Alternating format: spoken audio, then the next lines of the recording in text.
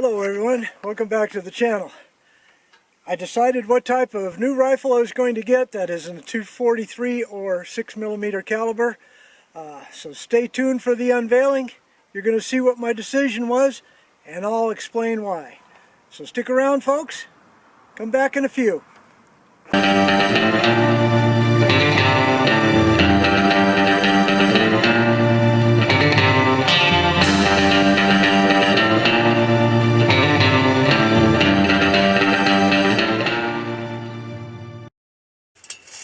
Well, back in November of 2020, I did a video on what type of 6mm I was going to get.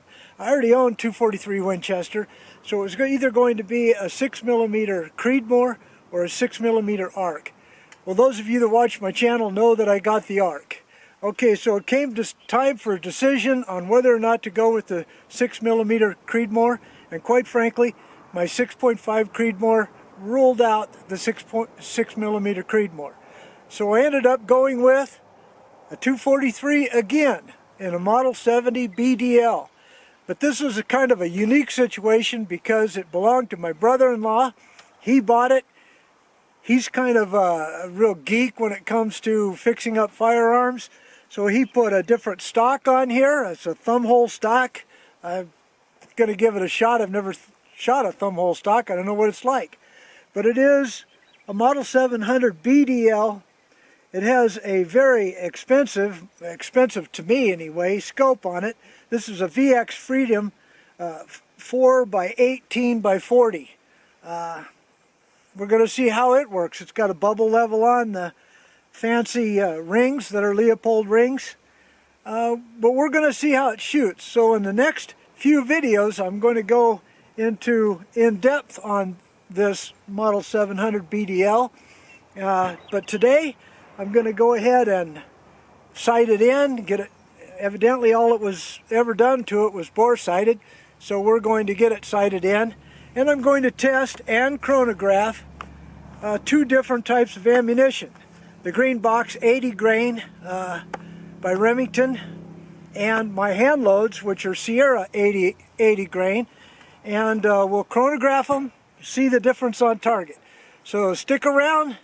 I don't think I'll show you the sighting in. I'll wait until we get to the chronograph part, and we'll go through this beautiful rifle right now. Okay, so here's the Model 700 BDL close-up there with that thumbhole Boyd stock. He did some trigger work on it. He did the inletting on the stock. He put that Freedom VX 3x18x40 stock or scope on it. You can see the stock's got a beaver tail forend. The barrel is 22 inches in that high luster blue that Remington BDL is kind of famous for. It's got a very nice jeweled bolt. You know, as far as aesthetics go, I hope this rifle shoots as pretty as it looks. But we're going to find that out right now. So hang on folks, let's get to the shooting. Okay, so I'm just going to go ahead and do my normal sight in. The target down there is set at 50 yards. I normally sight in at 25, but I trust my brother-in-law to get it at least close to the target, and I'll adjust it from there. Then when we come back, I'll put the chronograph on and we'll test these two different rounds through it and see how the accuracy is. So hang on, I'm going to go ahead and do the sight in off camera, okay? Okay, my initial observations of this rifle is darn near perfect. The bore sighting was way off, more than 12 inches off, so it took some time to get that back on. This VX scope, the eye relief is a little bit long, and according to the rings I can't push it forward anymore. So I'm going to have to kind of live with it or change the mounts, change the scopes, which I might do anyway. Because quite frankly, folks, I've never spent $500 for a scope in my life and never will. Okay, so now the target is set up at 100 yards. I'm using these 80 grain Remington PSPs. I looked all over the box. There is no velocity numbers on the box that I can see. but I suspect it's probably somewhere between 31 and 3,200 feet per second. My hand loads are a lot faster than that. This thin barrel, after 3 shots, it's hot. So, but you know, it's designed for hunting, so rarely will you take more than 3 shots if you're hunting and you're a good shot. But let's go ahead and see what happens now. Got the chronograph set up. Oop, what was that? Try that again. Okay. So here we go with the target, 100 yards. See what happens.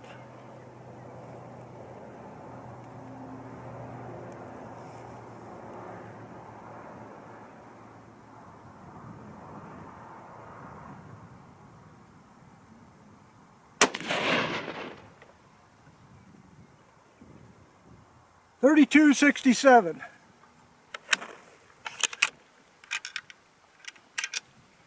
Okay, shot number 2.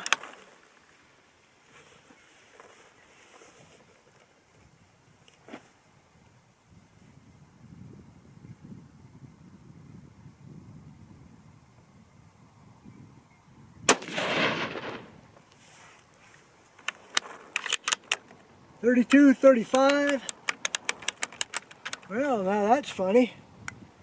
What's the matter here, buddy? Okay. A little bit of follower tilt there. That's probably just me.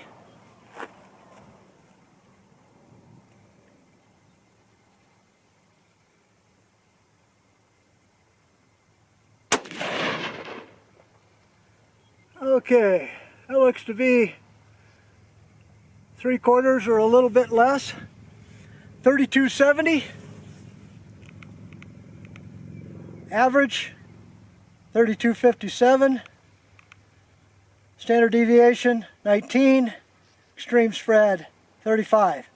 Okay, so let me go ahead and mark that target, and I'll set up now for my hand loads, and we'll see how that works out. Okay, these next bullets that I'll be shooting are my 80 grain Sierra loads that I worked up for my other 243. Now, I never suggest that a load that you have worked up for another rifle should be used in a different rifle. The same rules apply when you're hand loading. Start low and work up cautiously. But I want to go ahead and check between this and my other 243 using the same cartridge, hopefully to have a benchmark. The chronograph doesn't talk, but it never lies. So when I shoot that first shot, it will tell me whether or not this is over pressure for this rifle. Okay, so let's go ahead and shoot that first shot. The same target I shot at before. Here we go.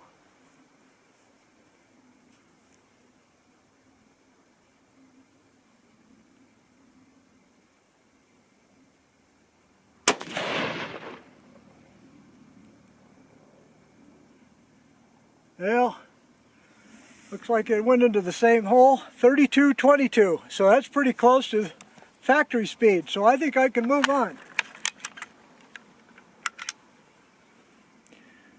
Primer looks good, case looks good. Let's move on.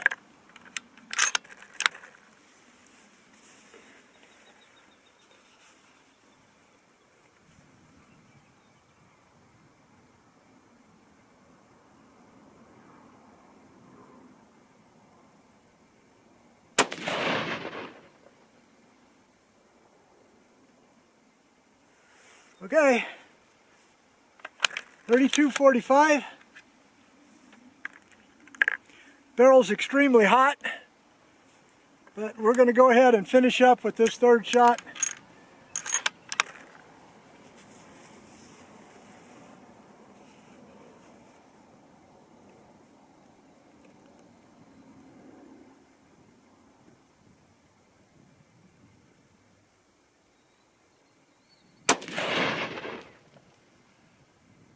Okay.